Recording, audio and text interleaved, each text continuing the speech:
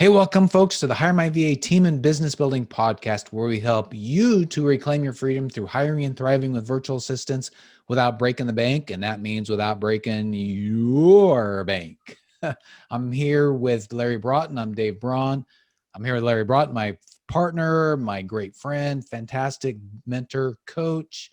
Oh my gosh, I've learned so much from you, Larry. I'm going to learn more from you today again. I'm so excited to be on this podcast with you. How are you doing? It's handsome Dave Braun. I'm awesome, Dave. How are you, buddy? Larry, I say you're pretty good looking too. Not like you. I'm tolerable.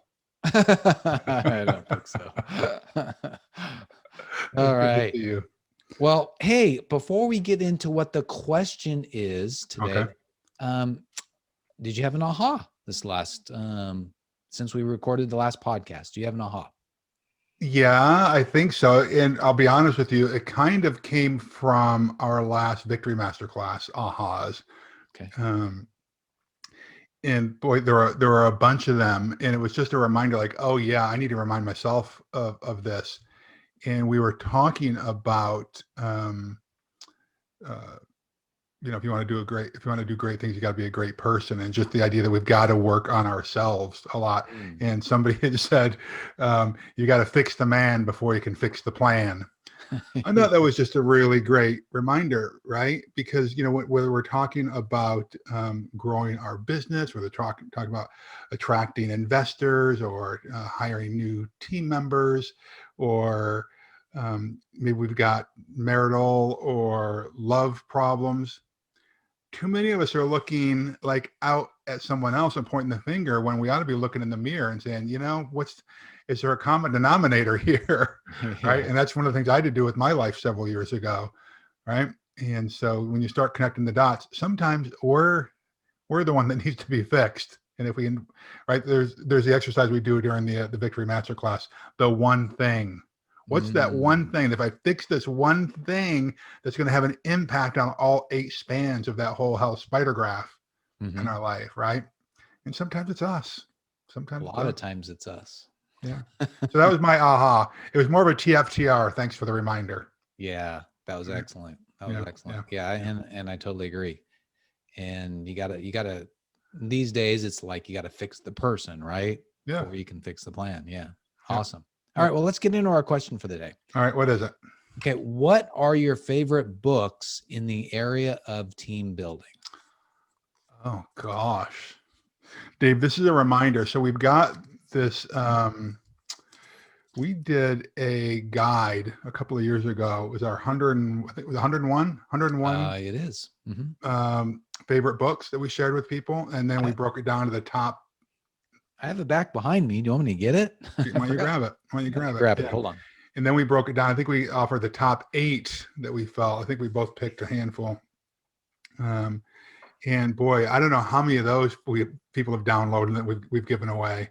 Yeah, we've got to redo that because you and I have read a lot of books since then. When was it? Was that 3 years ago? 2 years ago? I don't know, but particularly during the last year, we both read. Larry, you are getting old because time is passing you faster than you. It's 4 years ago, my friend. 4 years ago. Yeah. A lot of great books have come out since. Well, not just books have come out because some of the books I've been reading are either classics or they're written 10 years ago and they're still super powerful. So we do need to go back and redo that. By the way, people can we offer that to people, that download? Yeah, they can. Or is that one of our, do we sell that product? Right now, we have it as part of a success kit that we've kind of taken down. We could make it available if you want. Why not? If you want this, why don't you just put it in the comment section or send us a message? We'll give it to you. Yeah, sounds good to me. Yeah, let's do it. All right. So, do you want me to go with my favorite? Why don't we go back and forth? Let's ping pong it. Okay. So I'll do the first one. Okay, good. StrengthsFinder 2.0. This is one of my favorites. Yeah. And we talk about this in our course and community and all the training we do, how critical and important it is to understand yourself as well as your team. One of the things that I love about it is it really helps you and shows you how important it is to work towards spending as much time working in your strengths and having your team work in their strengths. Yeah. Maximum success and productivity and happiness. Yeah. I like that. One of the great things, it talks about the different characteristics, but one of the things I love is for each strength, it gives you, if you're a manager, some tips if you're working with others who have like futuristic as a strength. That's right. We do not hire managers or executives or directors in our organization until they have taken the now it's called the Clifton StrengthsFinders, that plus the Colby. It's very interesting. I love that point that you just made, Dave, about that if you know that someone's a futuristic or you know someone's high in command and you're not, it gives you tips on how to approach them with a topic. Right. The example I oftentimes use is like high in command, right? Because some of us are so afraid to deal with or to speak about something, to have a difficult conversation with somebody, or to, go in and talk to somebody about, hey, I've got a conflict with you. But if it's someone who's high in command, you cannot go in and pussyfoot around with somebody like that. It drives them nuts. The best thing you can do with somebody who's high in command, and you wouldn't know that unless you've read StrengthsFinders, is go in and just rip the Band-Aid off. Just give it to them straight. And their feelings don't get hurt. But now, of course, you should still be respectful, but you don't need to tiptoe around for 15 minutes and, him and haw. So that's a good one. That's a good one. Yeah. Can I give you one of mine? One of yours. So there are a handful, but I love parables, fables, and stories, right? And I think part of it has to do because, I'm dyslexic and wasn't diagnosed till later in my life, until I was in the military, actually. And so I was not an avid reader until I had to relearn how to read. And I was fascinated, how were these complex subjects and topics passed down over millennia, right? Well, it's through the use of fables and stories and that kind of thing. So there are books, and I'm not going to list them now because I'm going to try to stay focused on this. But here is one of them that I really like. It's The 5 Dysfunctions of a Team. And it's by Patrick Lencioni. I don't know if it's Lencioni or Lencioni, but it is a parable or fable about a woman's CEO, and she has to turn this team around. And so the question is like, oh my gosh, is this entire organization going to crumble if she doesn't get this thing fixed? And I'll give you a little bit of the punchline here. So believe it or not, there actually are 5 dysfunctions of this team, as Lencioni shares. And what I love about this, Dave, is that there are books written about each of these 5 dysfunctions, right? And the main was like the absence of trust, right? Like Stephen Covey's son, is it Stephen M. Covey, wrote about speed of trust. Speed of trust, right? So absence of trust, fear of conflict, fear of commitment, avoidance of accountability. And what was the last one? Inattention to results, right? And we address a lot of these things through our Victory Masterclass and through the HireMyVA thing. Like, that's why we have dashboards and these kinds of things. But I love this book, and it's an easy read, like his other books that he's done. But I think it's really powerful. And I think it will help you look at the way you're leading a team differently than reading a very academic book on team building. So that was my choice number 1. Okay, that's a good one. All right. What's yours? My next one is, and I really have to go reread it, is by John Maxwell, The 17 Indisputable Laws of Teamwork. And like, for example, one of his laws, let me turn to it. Okay, here's one that you'll love, Larry. He has number 8 is the law of the bad apple. Rotten attitudes ruin a team. Yep. All right. He talks about that. The law of the chain. The strength of the team is impacted by its weakest link. All right. The law of the niche. All players have a place where they add the most value. Right. And that's what we talked about with StrengthsFinders a little bit, is finding where your team members add the most valuable. Yeah, So well, this is Jim pretty good. Collins talks about that as well, about having the right people on the right seat on the bus, right? Mm-hmm. And the law of the attitude, I like. I remember reading that, and one of my mantras is a good attitude won't guarantee victory, but a bad one will guarantee defeat. Yeah. Right? Yeah, that's a good one. And but show that book again. For those who are watching this on video, now turn it to its edge to the top. You will see, no, to the top. Oh, So you got like bookmarks and all that kind of stuff in there. Dave is one of those guys who actually, he doesn't read a book. He studies books. He does. And he takes notes and he ends up writing summaries on a lot of the books that he does. Dave, you're a brilliant guy. I'm glad that you're in my life. Maybe that's why, because I like to read, I guess. Yes, But, exactly. well, guess where that comes from? Where does that come from? Is like, I know myself enough Right. from StrengthsFinder to know that like learner is my number one strength. Yeah. And I love to learn. So Yep. I'm using it and it fuels me. So yeah. Yep. That's good. All right. So shall I tell mine? Yeah, absolutely. All right. So my next one, and I'm sorry, I listen to a lot of audiobooks. I do a good amount of reading these days, but both this one and the previous one that I'd mentioned, I did the Audible version of this. And this is by Gary Chapman, who wrote The 5 Love Languages. But for years, people were telling him, and I was saying this, I wrote him a note years ago after I read it. It's like, man, I use this all the time in my business environment. You should write one of these, a version of this for the workplace. And so he finally did, not because I did it, but a lot of people, I'm sure, were telling him this.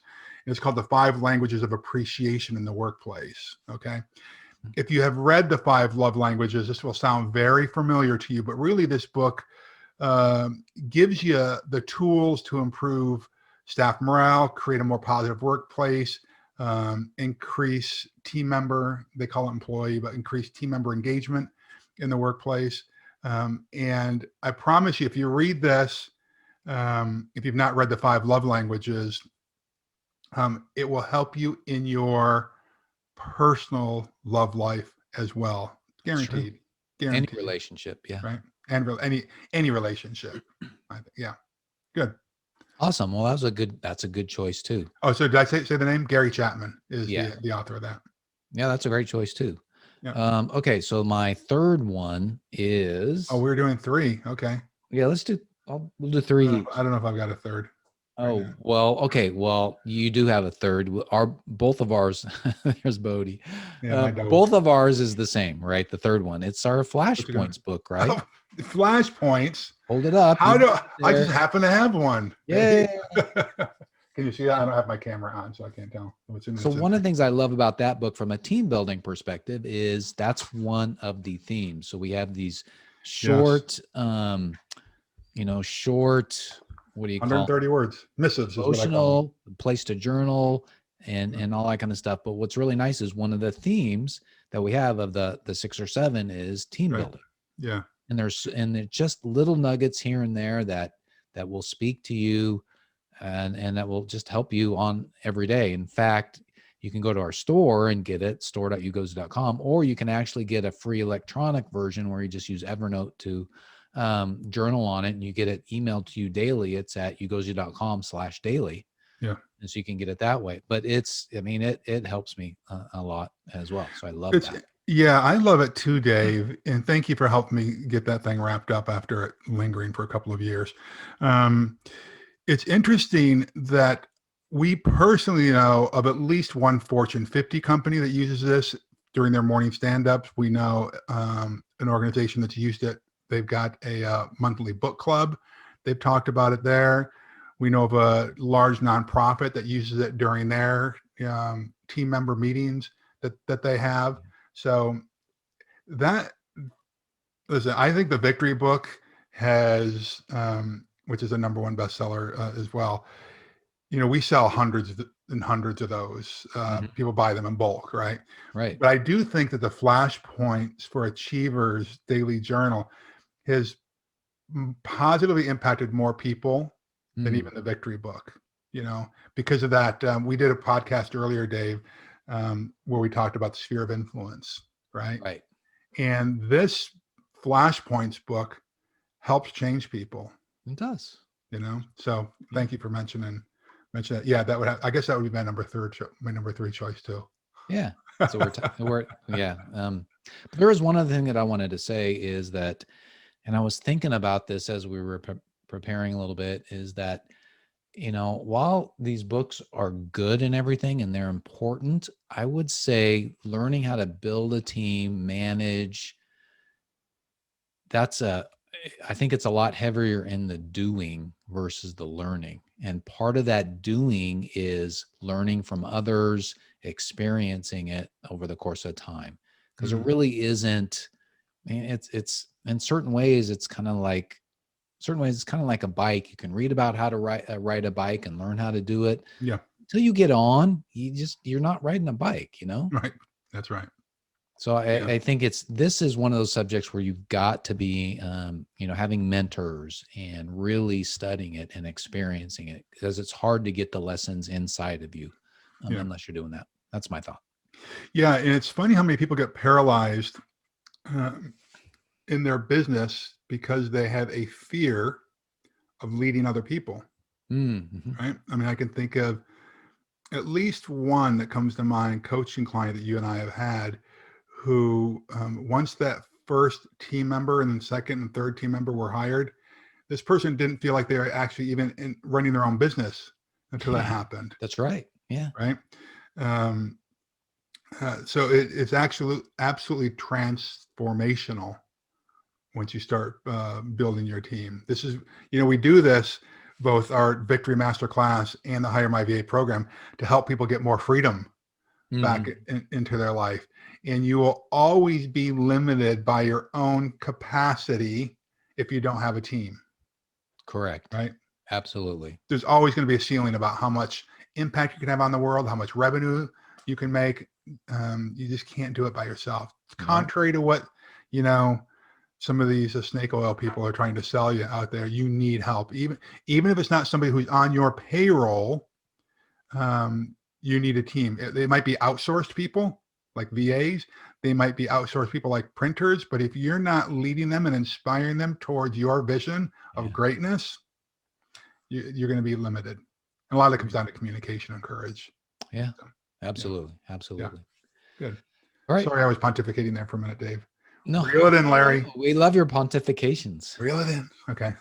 I had a pontification once. I went to the doctor and I had it taken out. That's a polyp, Dave. Oh, golly. I got to start reading some other books. I'm not reading enough. Yeah. All right. Anything else? No. Hey, well, I guess, yes, there is. One of the most powerful sections of this program is the community. All right. And a way that you can start out, if you're not part of the HireMyVA family yet, and even if you are, put a comment down here, start a conversation wherever it is that you are listening to or watching this podcast. Give us a thumbs up if you think it was a good podcast topic. Give us a thumbs down if you thought it was a bad podcast topic. We don't mind either one. We learn that way, right? We do. But put a comment in there. Ask a question. We get in there. We'll respond to you. Start having a conversation with somebody else that's in there, because we're trying to get the word out. We want to spread the word about what we're doing here, and we can't do it alone. Yep, absolutely. Yeah. We need a team also. Yeah, that's right. All right. Well, thanks everybody for being with us today. And remember, as Larry said, building a team is the way to reclaim your freedom. We are here to help you. So 3 things we'd love for you to do, and we'd really appreciate it. Number one, subscribe to this podcast if you haven't already done so. And then number 2, give us a rating. And as Larry said, leave a comment below, any kind of a comment, a question, etc., because it will help to get the word out. And then number 3, go to HireMyVA.com for more information on our course and community, because without experience, you'll learn how to prepare for, hire, and thrive with virtual assistants using our course and community. Larry and I have helped a lot of folks, and we're helping people now. We want to help you as well. So just go to HireMyVA.com for more information. Yeah, and my friends, stop chasing success. Just darn it, get out that hamster wheel of just chasing success for the sake of success. But instead, do yourself a favor, do the world a favor, and do something significant each and every day, and you will see your life and community transformed. I promise you that. So God bless you. God keep you. God hold you. All right, my friends, go get them. All right. Bye, everybody.